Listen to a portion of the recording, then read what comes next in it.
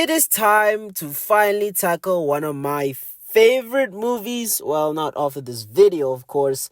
I've watched in the series, and that is Justice League versus Teen Titans. Now, this movie is the one I have the most fond memories with, and the one that I've watched many times as a child. Well, at least as many times as it played on the various movie channels. And on the rewatch, I rewatched it recently for this, and on the rewatch, I can say that my opinions have changed about certain aspects of the movie. But with that being said, let's get straight to it. This movie actually begins with the opening sequence actually begins with a battle, and that is Justice League battling the Legion of Doom near the Hall of Justice. And two out of the five members of the Legion of Doom are absolute background characters, or should I say most of them besides Lex are background characters, cause in this opening sequence we see Batman versus Grundy.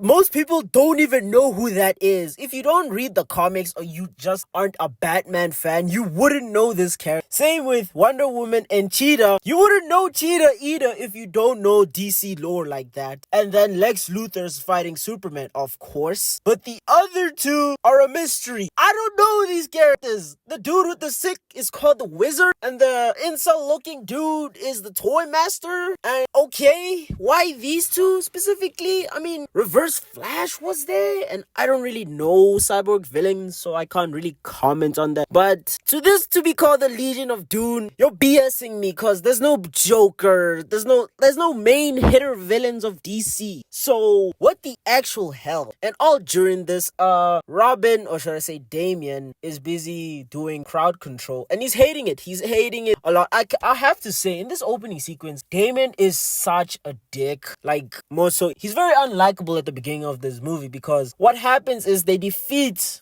all of the villains, right? But then Wizard gets away and then steps into a shadow that takes him over, and now he looks sort of like a demon and is attacking the city. So now the Justice League have to go back and try to defeat him again. But this time around, Robin doesn't want to sit around and do nothing. So he takes the Batwing, gets inside, and then almost kamikazes it, but exits it before he gets there. Which, okay, fine, cool. Takes out the bad guy on the floor, yeah. But the rest of the Justice League is kind of like pissed at him, because he just did that and didn't obey orders, and they didn't get anything out of him. They wanted to restrain him without defeating him so they can learn something, and that kind of pisses off Batman. So this results in Damian going to the Teen Titans. Well, Dick is taking him to the Teen Titans, and when he gets there, oh my days, he's so insufferable.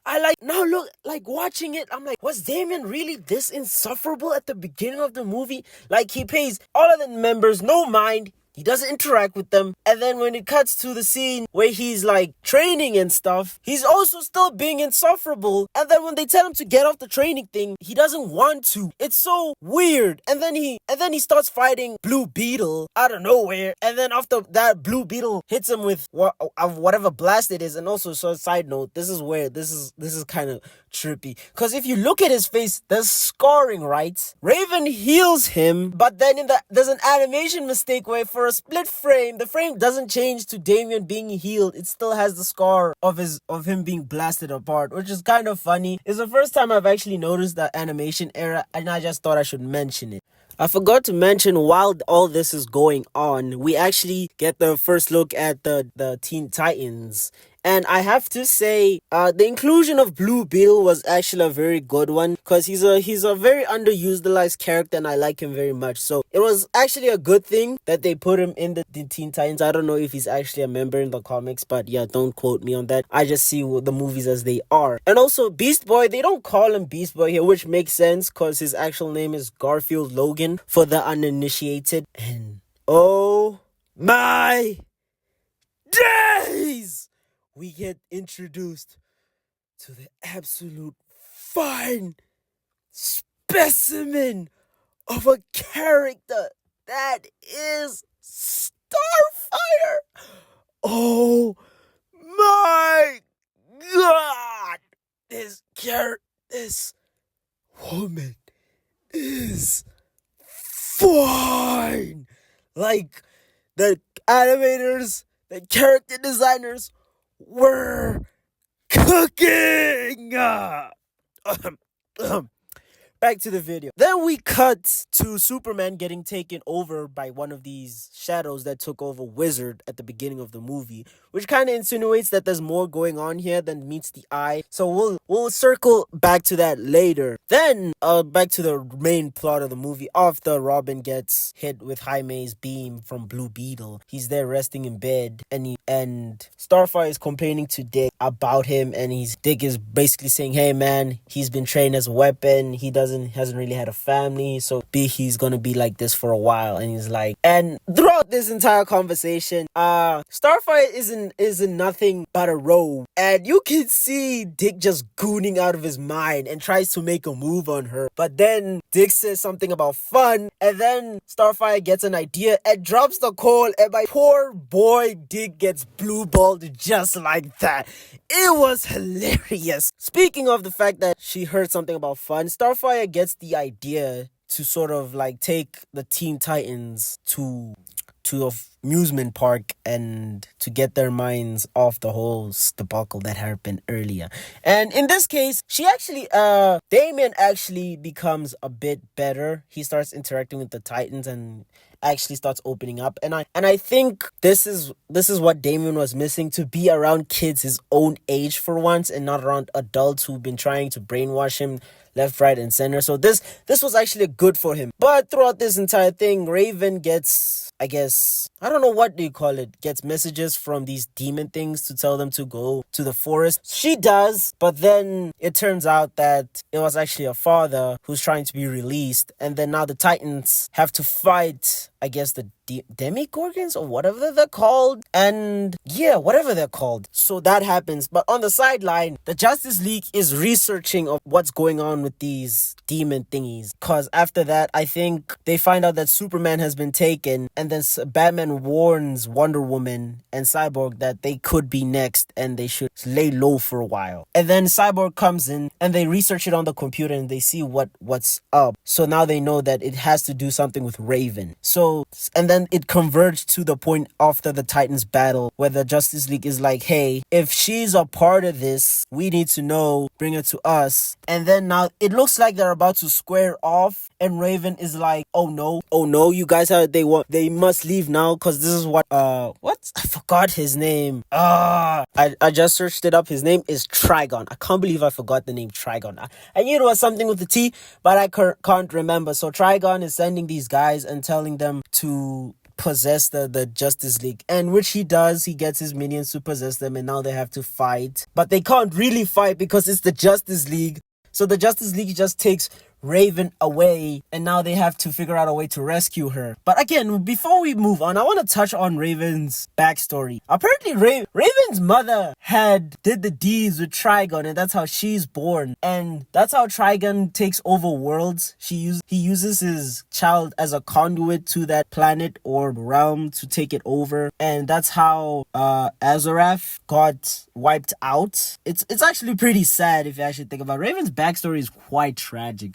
But with that being said, let's move on, because now we get to the interesting part, or should I say the main event, and that's the Teen Titans versus the Justice League. This wasn't really, I would say, a battle per se, because before the battle, they're busy scheming on how, first of all, they have to get to where Raven is, and Cyborg is busy telling them how the hell you guys gonna get past Superman, and Damian's like, I have a way, mind you. And then when we do get to the place where they're all fighting, we find out that freaking Robin had kryptonite, a kryptonite shard on him. I'm like, what? It's so crazy to think that Batman had his son carry kryptonite to deal with Superman.